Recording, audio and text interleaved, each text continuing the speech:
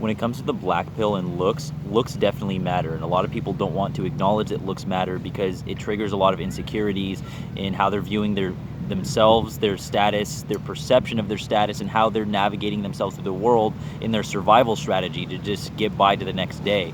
But looks definitely matter.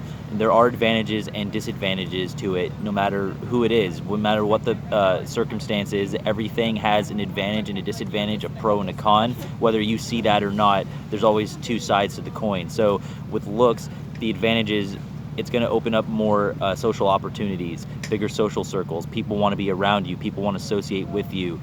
People are attracted to you. It opens doors, job opportunities, money, sexual marketplace options, which lead to more positive reinforcement to that person, which leads to more confidence, which snowballs to even more confidence, to even more opportunities, more exponential growth. The disadvantages, you could be a target. People are jealous of you. People are envious. They want to knock you down. People don't give you credit when you do something that had nothing to do with your looks, but they attribute it to your looks. People in a workplace, the good-looking guy, if it's a competitive sales position or something where he's competing with other men, he might not get the job because people are afraid that he could just outperform everybody. If it's a part of the team position, like, oh, that's just the janitor with us, it could work to your advantage. But if it's competitive with the other people, the boss might not give you the job. He might not give you the promotion. He doesn't want to see you rise above everybody else. Now, between the two, there's obviously more advantages than disadvantages. And a lot of these people on YouTube, whether it's a pickup artist that doesn't acknowledge looks or a blue pillar that doesn't acknowledge looks, a lot of these people just don't tell the full truth with that. And even these terms too, the blue pill, the red pill, the black pill, Chad, Tyrone, incel, all these terms I was not aware of until a couple of years ago, and getting more familiar with the meaning behind it. And it's funny, myself, I'm 5'11", mixed race, green eyes. I got the strong jawline. I got the facial features, the thin nose. I'm lean. I'm with a modeling agency.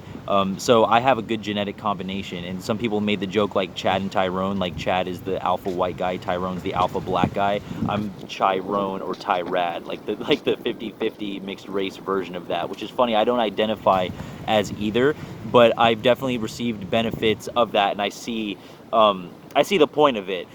I'm 26 now though, and so my 26-year-old self was not my 13-year-old self. So there's certain phases along the way that there's more to a person than someone is not like an ultimate Chad or like an ultimate Tyrone or just like an ultimate alpha in every circumstance or just like an ultimate beta in every circumstance, because humans interplay in different ways to where an alpha to somebody is a beta to somebody else, depending on what we're talking about, depending on what the person's looking for. But there are certain universal traits, like the strong jawline, the facial features, the height, the bone structure. That stuff is pretty universal. And so I'm not the kind of person that I'm gonna like get a modeling contract and then I'm gonna make some money at it, and then if I blow up one day or I'm doing something, I'm gonna have this speech about how I worked so much harder than everybody else. Like I have self-awareness enough to not be that idiot that's just doing that. But at the same time too, I also do other things, and I work, and I have intelligence, and I have awareness of things, and so I do position myself to achieve certain things. And it's not just all looks. Like I was 19, I dropped out of college sophomore year, November. I didn't even finish the semester. I just started seeing the school system and other things I could do, and I didn't want to go into debt. And so I dropped out and came back. And one of the things I told people I wanted to do, maybe I could do modeling or I could use looks to my advantage. And people just think, oh, what an arrogant comment, or it's 1 in a million. Everyone wants to do that. And I mean, that's risky, dropping out. And so I spent $500 getting professional pictures, because that's just like what you do when you're trying to do something. You do it professional, you do it right. Sent it out to agencies. People think it's wasting money to spend $500. I get with a modeling agency, and then someone just, when you're making money that way, they just kick the can down the road. Oh, well, you wouldn't have got that if you didn't look the way you did. It's like, yeah, I told you that. Like, but when I tell you that and I don't have the result, you think it's an arrogant answer. And when I get the result, you kick the can down the road and you just say that that's the only reason that I'm standing in that position, which is just fucking bullshit. You just don't give the person the credit on their intelligence. You're mad at the circumstance.